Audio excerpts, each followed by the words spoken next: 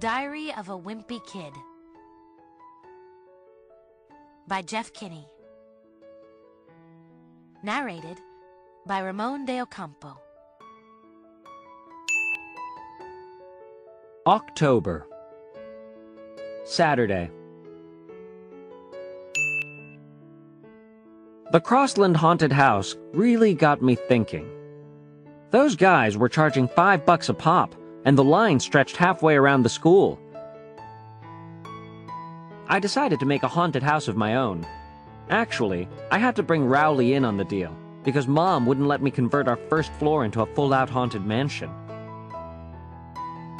I knew Rowley's dad wouldn't be crazy about the idea either, so we decided to build the haunted house in his basement and just not mention it to his parents.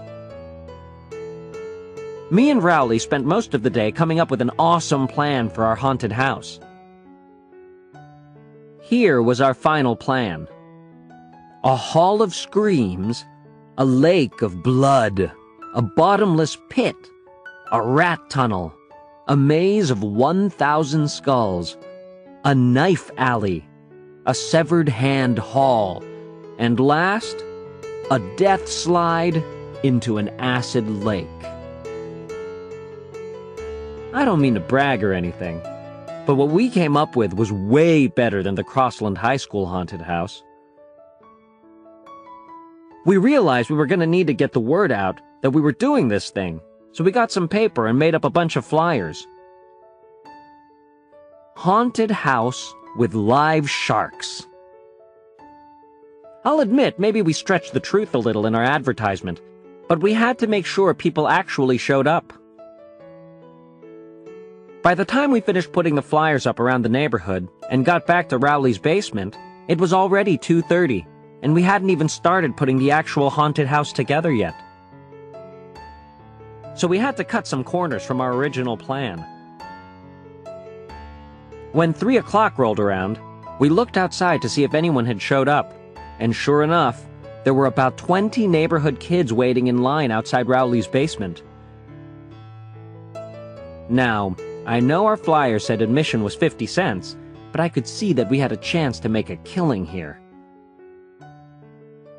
So I told the kids that admission was $2, and the 50-cent thing was just a typo. The first kid to cough up his $2 was Shane Snella. He paid his money, and we let him inside, and me and Rowley took our positions in the Hall of Screams. The Hall of Screams was basically a bed with me and Rowley on either side of it. I guess maybe we made the Hall of Screams a little too scary because halfway through, Shane curled up in a ball underneath the bed. We tried to get him to crawl out from under there, but he wouldn't budge. I started thinking about all the money we were losing with this kid clogging up the Hall of Screams, and I knew we had to get him out of there quick. Eventually, Rowley's dad came downstairs. At first, I was happy to see him, because I thought he could help us drag Shane out from under the bed and get our haunted house cranking again. But Rowley's dad wasn't really in a helpful mood. Rowley's dad wanted to know what we were doing and why Shane Snella was curled up under the bed. We told him that the basement was a haunted house and that Shane Snella actually paid for us to do this to him. But Rowley's dad didn't believe us. I admit that if you looked around, it didn't really look like a haunted house. All we had time to put together was the Hall of Screams and the Lake of Blood, which was just Rowley's old baby pool with half a bottle of ketchup in it. I tried to show Rowley's dad our original plan to prove that we really were running a legitimate operation, but he still didn't seem convinced. And to make a long story short, that was the end of our haunted house. The good news is, since Rowley's dad didn't believe us, he didn't make us refund Shane's money. So at least we cleared $2 today.